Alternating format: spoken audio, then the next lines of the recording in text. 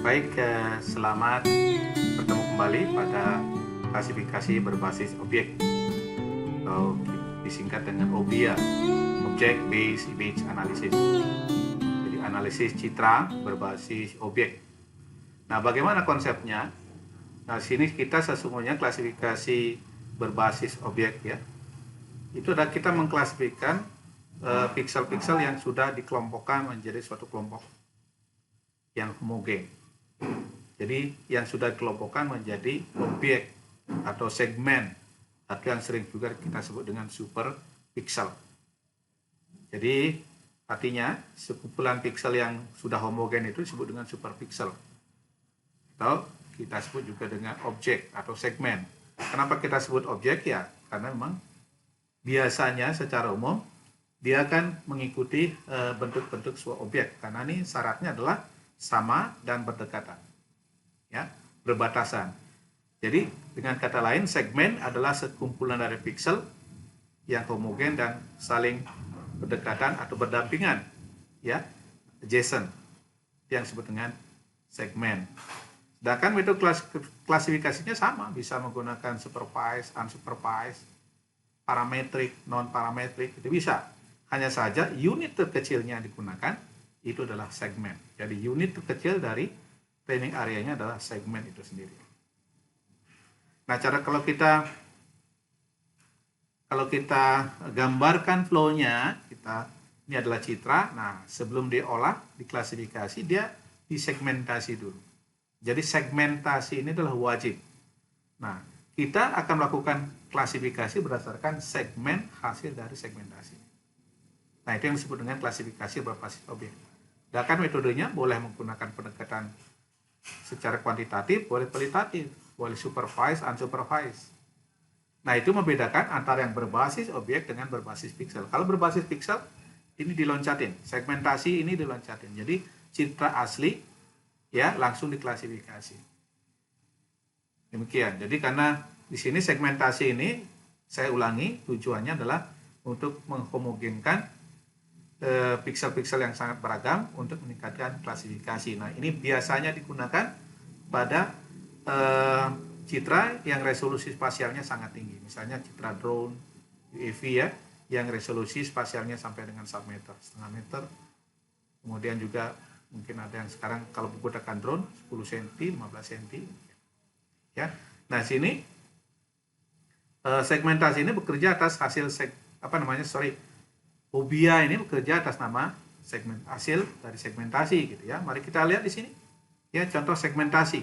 Ini adalah contoh segmentasi menggunakan mean shift. Ya.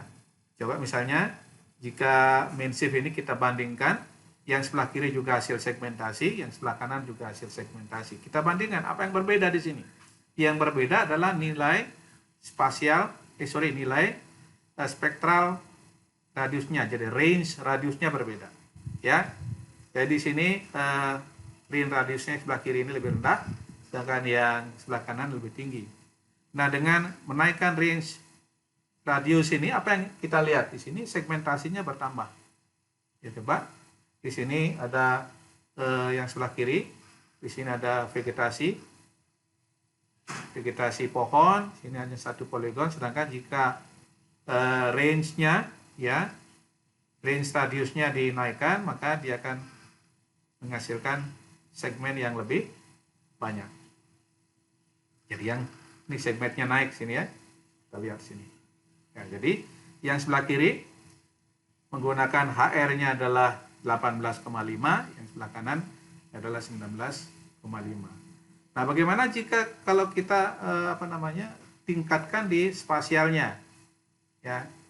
Mari kita lihat di sini dari spasialnya, di sebelah kiri adalah spasialnya tertentu, di sini yang sebelah kanan dinaikkan spasialnya. Apa yang kita peroleh?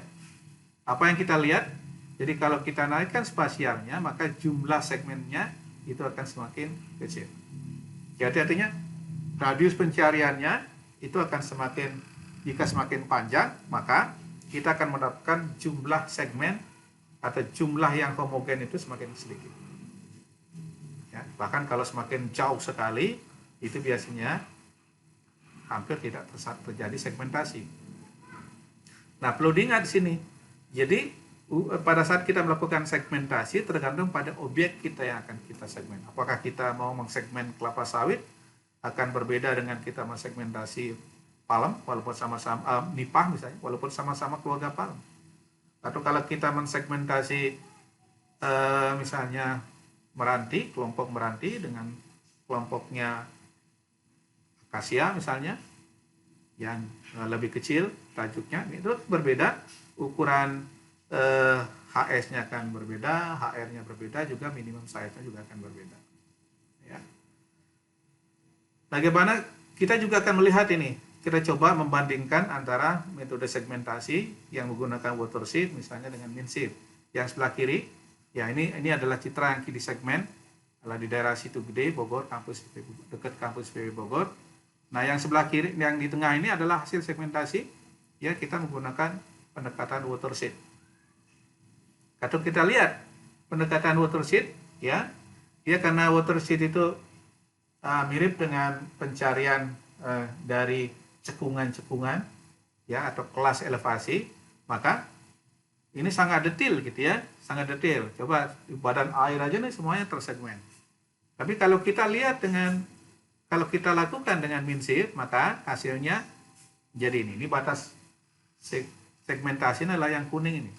Jadi kalau kita bandingkan di sini antara metode MinShift dengan watershed ini, ya, walaupun MinShift ini lebih kompleks parameternya, maka hasilnya masih lebih rasional gitu ya. Jadi kalau namanya water body, badan air, nggak disegmen lagi, ya, lebih akurat pelaksana hasil segmentasinya. Karena pertimbangannya di samping spektral radius juga ada tentang pembatas tentang minimum size. Jadi segmentasi dengan MinShift ini lebih rasional ya dengan watershed. Tidak menghasilkan segmentasi yang berlebihan ya. Makanya di dalam pendekatan watershed sering disebutkan sebagai over segmentation. Ya. Over segmented ya.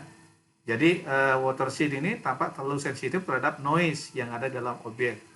Nah, seperti diperlihatkan di sini, ya, hasil segmentasi di permukaan air ini menjadi sangat banyak. Nah, jadi bagaimana kita melakukan klasifikasi di sini? Nah, ini kita nanti melakukan klasifikasi obia ini dengan kita menggunakan perangkat lunaknya adalah ACIS. Jadi ya, kita setelah melakukan segmentasi, ya tentu saja kita akan kita akan memilih ya sebuah training area. Nah, ini sebuah contoh ya. Setelah hasil di sini adalah hasil segmentasi menggunakan algoritma MinShift yang sebelah kanan ini ya. Nah, nanti di sini kita menggunakan spatial analis di toolnya ACIS, dan kemudian kita pilih segmentasi ya di segmentation and classification, kemudian pilih segmen MinShift. Nah, ini bagaimana kita melakukan segmentasi dengan MinShift. Jadi toolsnya sudah ada, yang penting kita pahami dulu ya bagaimana keterhandalan dari masing-masing metode.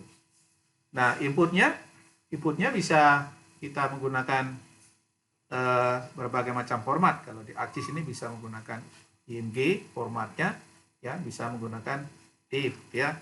Nah, misalnya citranya kita inputkan, misalnya di sini SIF, AOI kecil, IMG. Nah, kemudian tentu saja yang paling penting di sini adalah menemukan bagaimana kombinasi dari spektral, jadi range radiusnya, spasial radius, dan minimum size-nya. Nah, ini misalnya dari berbagai macam kombinasi ya, digunakan 18,5, 4, dan 10 ya kombinasinya. Maka kita sebut aja di sini misalnya nama output filenya adalah SIF 185, 04, dan 10. Nah, hasilnya sebelah kanan ini. Hasilnya sebelah kanan ini. Nah, kalau itu sudah selesai, ya, hasil segmennya sudah selesai, maka kita selanjutnya adalah melakukan pemilihan area. Ya. Jadi pemilihan area di sini menggunakan training, menggunakan toolbox-nya dari drawing gitu ya. Di ArcGIS kita memilih data latih menggunakan tools-nya drawing sesuai dengan segmentasi data aslinya, ya, tentu saja yang mewakili masing-masing kategori. Jadi misalnya kita sudah membuat skema kelas, ya, dari skema kelas itu, dari citra itu kita akan mengklasifikasikan vegetasi tingginya dan kita sebut dengan vegetasi pohon, kemudian vegetasi rendah, itu kelompok dari tanaman-tanaman pertanian, palawija, semak, rumput. Kemudian kita juga ingin mengklasifikasi tanah kosong, klasifikasi perumahan, ya, dan juga badan air. Nah, ini kemudian kita pilih, ya, kita pilih di situ. Jadi kita melakukan pemilihan di sini. Nah, warnanya akan muncul otomatis biasanya sesuai dengan warna yang mendekati dari area yang kita cari, dari segmen, ya.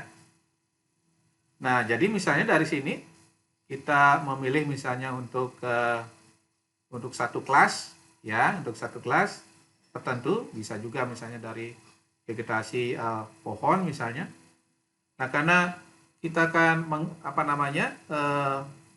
menjadikan semua ini menjadi satu kelas, maka kita lakukan merge. Nah, di sini ada, ya, di sini ada icon seperti dendrogram gitu ya di sini. Nah, kita klik, itu saja pilih semua dulu, klik, shift dan klik gitu ya. Kemudian kita lakukan merge. Maka kita akan mendapatkan satu kelas. Kemudian setelah itu tentu saja kita kan setelah digabungkan kita memberikan nama, misalnya kelas vegetasi pohon, dan kemudian namanya misalnya warnanya misalnya kita berikan warna sesuai dengan syarat-syarat kartografis. Misalnya untuk vegetasi hijau, ya.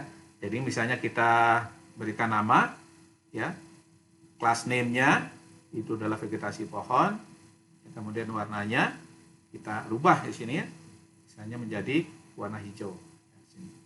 Jadi otomatis ini training area tempat kita mengambil itu akan kelihatan semuanya berwarna hijau di sini, otomatis, ya. Nah, inilah training area untuk yang mewakili misalnya vegetasi pohon. Ini sangat simpel. Jadi otomatis ini adalah berdasarkan hasil segmen, ya. Jadi pada saat kita memilih ini adalah berdasarkan citra yang sudah di segmen. Jadi jangan sampai keluar segmen kita memilih training areanya. Jadi pada saat kita memilih training area itu nggak boleh boundary dari masing-masing poligon itu menyeberang ke segmen yang lainnya. Itu yang penting. Nah, kemudian kita ulangi tahapan ini, ya, memilih, kemudian kita melakukan menggabung, atau misalnya suatu saat ada kesalahan menggabung gitu, ya, merge, yang sebelah kanannya adalah unmerge juga bisa, ya, dengan menggunakan icon ini. Ini sangat interaktif.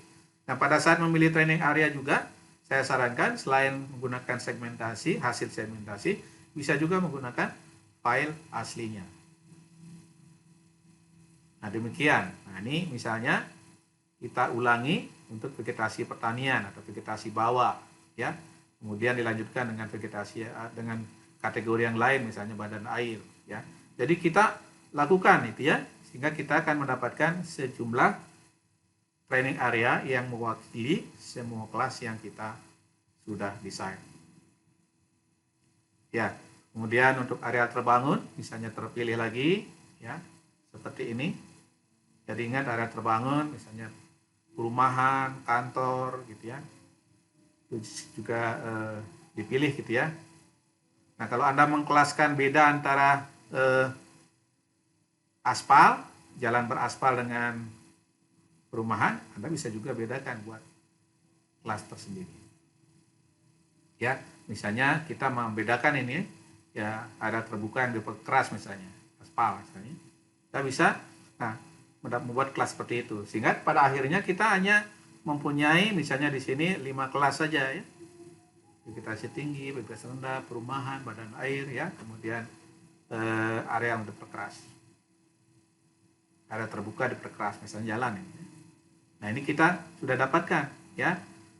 Nah sebelum kita melakukan klasifikasi dengan data yang kita sudah dengan training area tadi, maka kita juga bisa melihat scatter diagramnya ya. Jadi kalau kita lihat scatter diagramnya tidak banyak overlapnya, misalnya di sini ini adalah menggunakan misalnya layer 1 dengan layer 2 atau bandnya ya, band hasil segmentasi 1 dan 2, maka hasilnya begini ya. Ini artinya tidak begitu overlap ya. Akan kemudian yang sebelah lain lagi kombinasinya yang lain, yang sebelah kanannya ini misalnya 2 dengan 3 dan 1 dengan 3 gitu ya. Nah ini sangat baik kita review dulu gitu ya. Demikian juga histogramnya mau berpisah apa tidak ya, sebagai pengecekan saja sebelum kita run. Nah kemudian kita simpan ini, nah kalau kita bekerja dengan ArcGIS maka ini training areanya kita simpan dengan format save file. Misalnya kita namakan training areanya adalah training A kemudian underscore kemudian save file. Nah barulah selanjutnya kita melakukan klasifikasi ya. Nah ingat seperti yang sudah saya pernah jelaskan pada materi sebelumnya, bagaimana perbandingan dari keterhandalan dari masing-masing metode. Jadi kalau Anda ingin melakukannya dengan maximum likelihood classifier, ini artinya Anda menggunakan pendekatan parametrik gitu ya. Jadi benar-benar pixelnya itu harus memenuhi syarat. Ya harus ada minimum 10N. Artinya jumlah pixelnya itu harus minimum 10 kali jumlah band. Kalau kita menggunakan 3 band berarti paling tidak 30. Tapi umumnya ya untuk maksimum likelihood classifier ini menggunakan 100N. Demikian juga itu yang lain. Misalnya Anda mengenal kita menggunakan support vector mesin saja. Ini adalah non parametrik, ya. Demikian juga atau menggunakan random tree atau random forest classifier. Ini juga non parametrik. Jadi tidak ada persyaratan tentang kenormalan data, tetapi persyaratan tentang jumlah pixel juga dianjurkan. Jadi artinya tidak boleh kita, walaupun kita menggunakan support vector mesin, gitu ya, kita memilih sampel datanya itu terlalu sedikit, itu juga akan menghasilkan bias nanti. Demikian juga kalau kita menggunakan yang random tree atau random forest classifier. Nah, ini akan sangat mudah. Nah, di dalam misalnya kita akan mengklasifikasi dengan metode dengan algoritma support vector machine ya.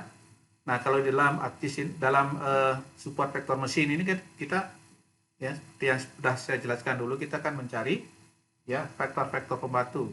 Kita mengkelaskan dulu menjadi 2 kelas. Jadi karena binary classifier semuanya ini, ya, maka kita perlu membuat proses khusus karena segmentasi ini, karena segmentasi ini tidak hanya berbasis pada nilai spektralnya, tapi dia juga akan berbasis pada mean size-nya, kemudian kelilingnya gitu ya, bentuknya, dari parameter-parameter nanti yang akan diprasyaratkan. Nah, misalnya kita menggunakan pendekatan support vector mesin gitu ya. Di sini ada kita memilih dari segmentasi di sini. Jadi segmentasi classification ini kita akan memilih support vector mesin ya. Nah, sebelum kita klasifikasi maka kita akan melakukan dulu training ya. Bagaimana proses membuat training dari support vector mesin. Jadi kita masukkan input file segmentasinya dulu ya. Kemudian kita masukkan ya set file dari training area-nya. Nah, di sini akan membuat file dulu yang namanya classifier definition file ya. Nah, ini juga akan di warning nanti suatu saat jika jumlah sampelnya per training area yang terlalu sedikit. Di sini nanti akan ada warning. Nah, seperti ini ada contohnya. Ini warning ya. Di bawahnya akan ada warning. Nah, kita membuat definition file dulu. Nah, makanya kita melakukan train support vector machine. Ya, inputnya kita masukkan. Feature filenya kita masukkan, output classifier definition filenya kita masukkan. Ya. Nah, nanti setelah itu kita dapatkan, baru kita melakukan klasifikasi. Jadi barulah rasternya kita klasifikasi. Tentu saja inputnya ini adalah input yang hasil segmentasi. Kemudian kita masukkan ya definition filenya, misalnya train dari support ya vector classifier ini, kemudian kita masukkan nama outputnya ya. Nah, kita akan hasilnya akan begini ya. Nah, jadi ini contoh hasilnya. Nah, kalau kita kurang teliti ya, pada saat kita memilih training area, maka bisa saja terjadi misklasifikasi seperti ini. Jadi kalau kita lihat saja, ini banyak water body-nya sampai ke hutan-hutan di daerah Sipol, padahal di situ nggak ada badan air. Nah, artinya apa? Artinya kita harus melakukan perbaikan terhadap training area-nya. Ya. Itu penting. Jadi pada saat kita membuat training area itu menjadi sangat penting diperhatikan pada saat sebelum kita melakukan klasifikasi. Jadi kuncinya pada saat kita membuat prototype menggunakan data latih. Nah, ini coba kita lihat ya hasilnya seperti ini ya. Nah, yang sebelah kiri, yang sebelah kanan ini adalah support ya vector machine, yang sebelah kiri dengan maksimum likelihood. Jadi bisa dibandingkan ya sekaligus. Nah, di sini kalau kita lihat maksimum likelihood-nya itu banyak yang errornya. Di sini tentang badan airnya ya. Estimasi badan airnya ini berlebihan ya. Jadi ada misklasifikasi badan air. Nah, ini sebuah contoh misalnya hasil segmentasi yang menggunakan HR-nya adalah 19, kemudian 14 itu adalah HS-nya ya. Hasil segmentasinya contoh. Nah, kalau kita menggunakan random tree, nah kita bisa bandingkan juga misalnya. Kita bandingkan random tree classifier dengan maximum likelihood classifier. Ternyata kalau di random tree sini juga terjadi ada misclassification di water body-nya, badan airnya ya, dengan random tree-nya. Ada kesalahan di sini, mana lagi ada kesalahan. Ya, kesalahan badan air juga. Nah, di situ juga ada kesalahannya. Ya. Jadi kita perlu dari perbandingan tadi, support vector machine, maximum likelihood ya, kemudian random trees atau random forest, itu sangat bergantung pada training area. Jadi memang tidak ada yang paling baik metode itu. Karena kalau dari segi statistik pasti maksimum likelihood. Cuma saja maksimum likelihood itu punya syarat bahwa semua sampel datanya harus menyebar normal. Itu syarat parametrik ya. Nah, ini kalau kita bandingkan, nah setelah diperbaiki, nah ini hasil training areanya yang tadi yang kurang baik gitu ya, kurang bagus hasilnya, ya kita revisi, kemudian kita run untuk 3 metode ya. Nah, pada kasus seperti ini ya, dengan object base ini ternyata pendekatan yang support vector machine ini menghasilkan yang paling rasional katakanlah ya. Sini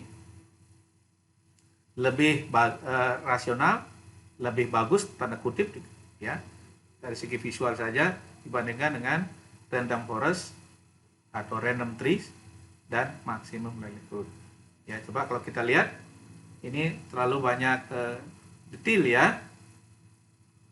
Kalau di maksimum likelihood ini banyak detailnya, ada juga confusion, ya, misklasifikasi. Jadi ada vegetasi rendah di tengah situ ini ya, itu juga. Tapi kalau di support vector machine ada juga, ya ada ini ada vegetasi pohon yang masuk, ya yang terkelaskan di dalam danau. Ya. Nah, kalau kita lihat nanti hanya saja nanti mana yang lebih bagus kita melakukan akurasi assessment ya. Kesalahannya di mana yang paling banyak ya. Apakah di badan air, apakah area terbangun, vegetasi pohon, vegetasi rendah atau area terbuka yang diperkeras. Nah, kalau kita membandingkan juga di sini misalnya kita bandingkan ya klasifikasi berbasis objek dan klasifikasi berbasis pixel dengan pendekatan support vector machine ya. Nah, ternyata dengan support vector machine ini masih kurang lebih sama hasilnya, hanya saja karena ini berbasis pixel kan banyak noise ya. Karena unit terkecilnya adalah pixel. Nah, kalau ini menggunakan perbandingan antara random tree classifier yang sebelah kiri berbasis yang pixelnya diklasifikasi, yang ini sudah hasil segmennya. Ya.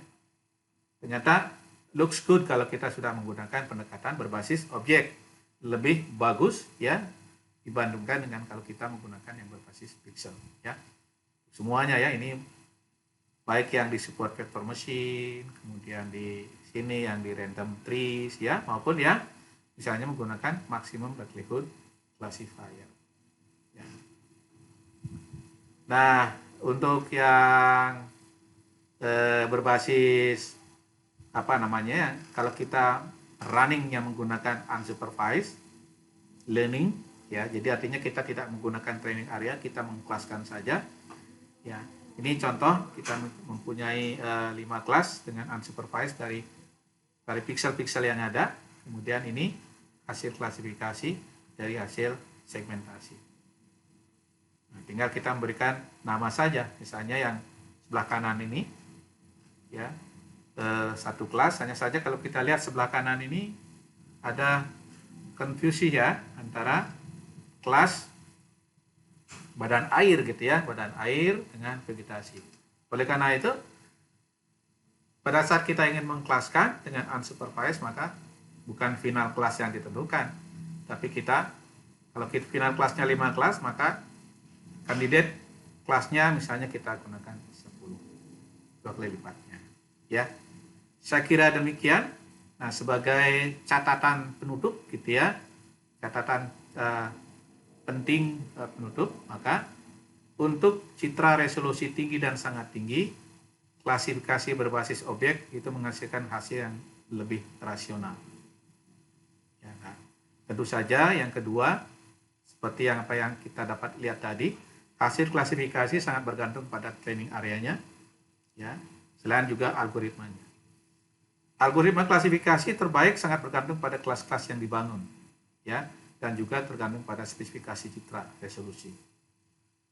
Dari catatan tadi bahwa algoritma support vector machine ya, tampaknya lebih rasional, ya sedikit noise dan dari dan sedikit kesalahan klasifikasi. Tapi dalam hal lain ada kemungkinan ini banyak detail yang memang hilang.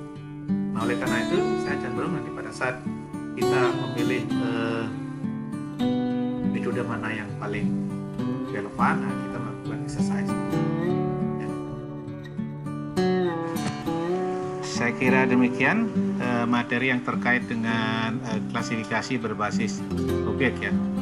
Mudah-mudahan Anda bisa melakukan exercise terus-menerus sehingga lengkap ya antara knowledge dan juga skill dari Anda ditambah juga dengan sikap Anda. Saya kira demikian. Salam sehat selalu. Semoga apa yang kita diskusikan bermanfaat bagi Anda semua. Selamat beraktivitas. Salam sukses selalu dan jangan lupa bahagia. Terima kasih.